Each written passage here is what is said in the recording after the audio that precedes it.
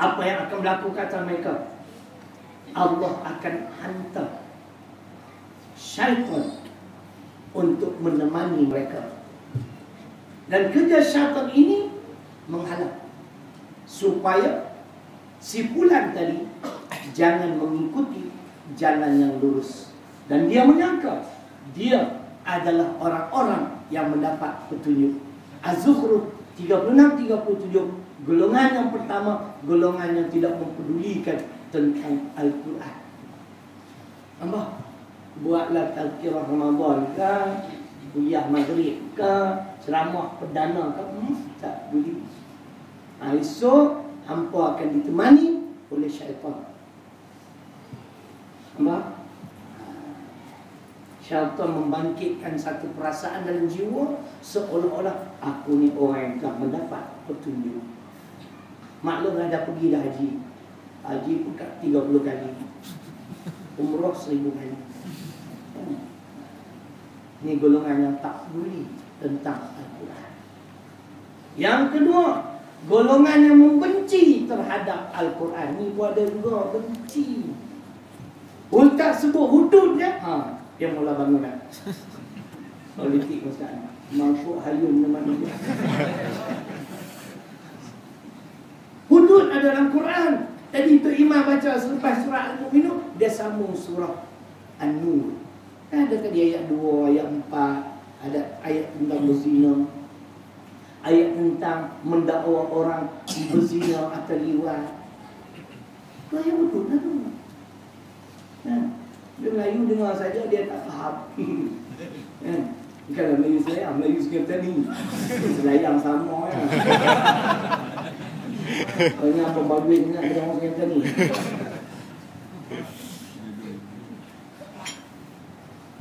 Yang membenci mana? Tak suka hudud. Ayat 8 dan 9 surah ke-47 surah Muhammad.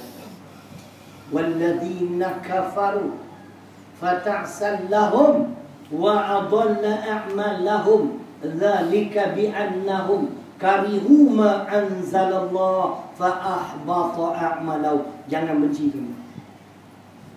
Dan orang-orang yang kufur, maka kecelakaanlah ke atas mereka dan Allah mensia-siakan amal-amal mereka. Yang demikian itu adalah kerana mereka membenci terhadap apa yang diturunkan oleh Allah.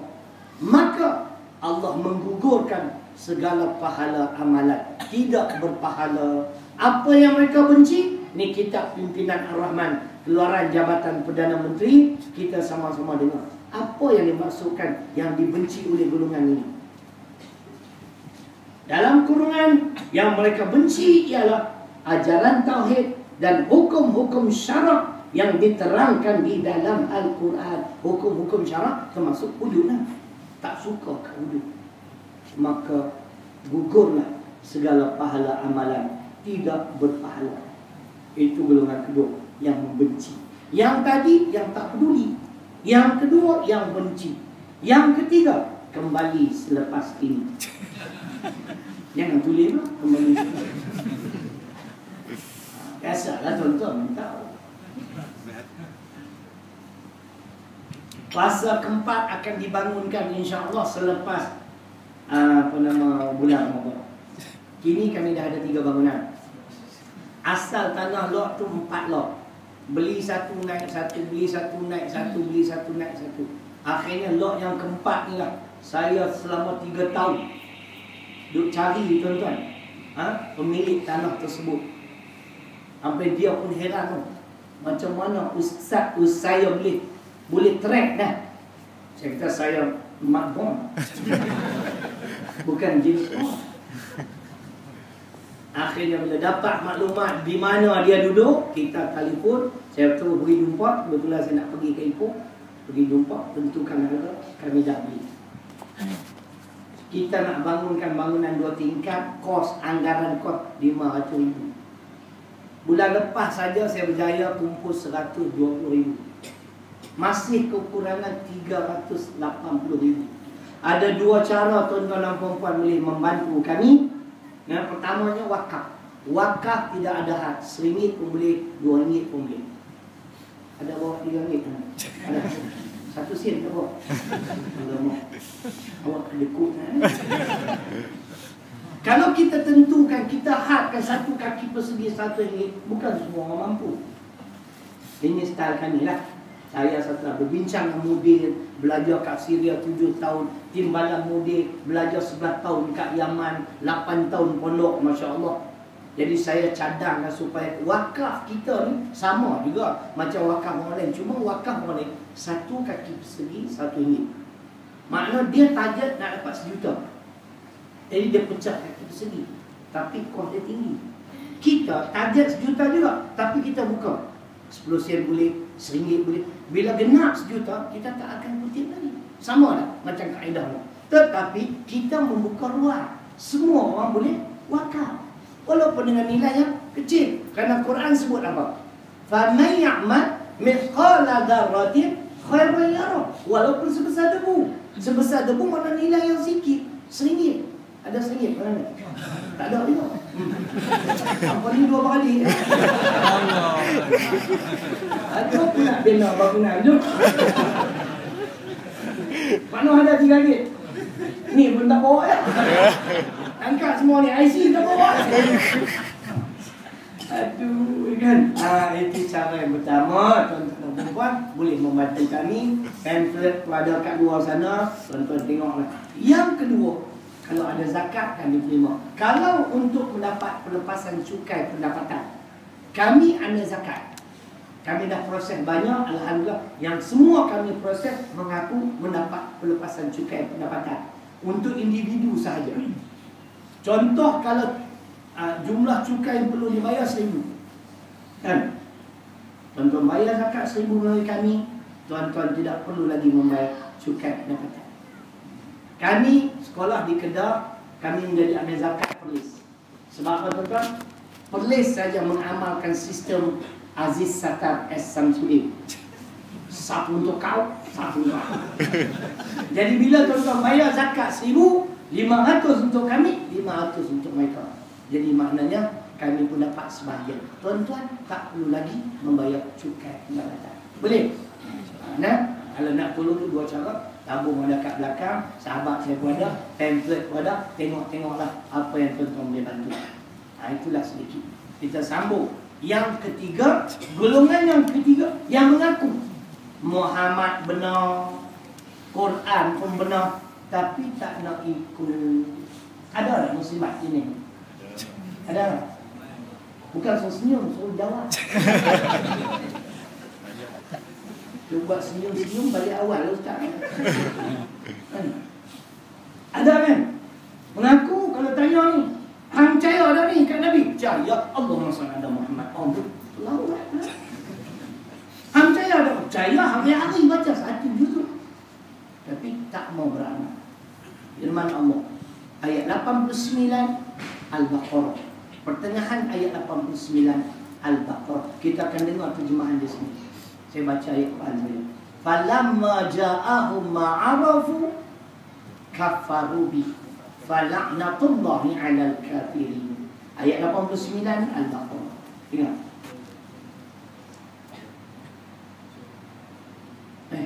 Ali Imran Al-Baqarah.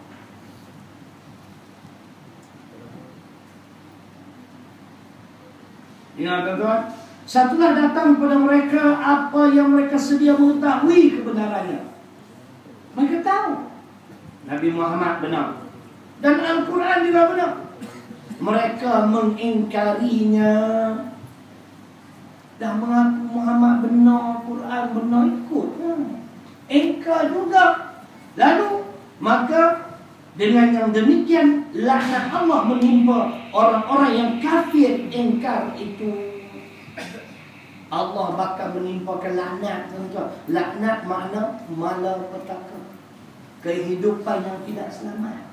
Kamu mengaku benar, Muhammad benar, Quran benar, dia bukan ikut. Ni banyak orang Melayu ni, kan?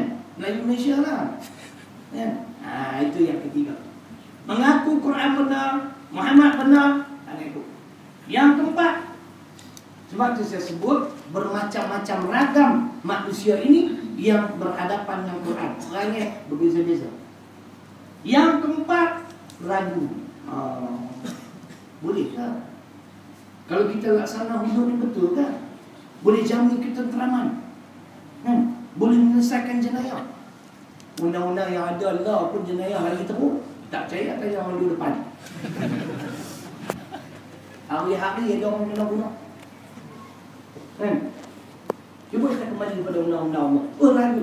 Ragu. Kita baca ayat Quran surah ke-9 ayat 125 At-Taubah. Hukum meragui Al-Quran mati kafir. Jangan main-main tuan-tuan. Buka semua kitab.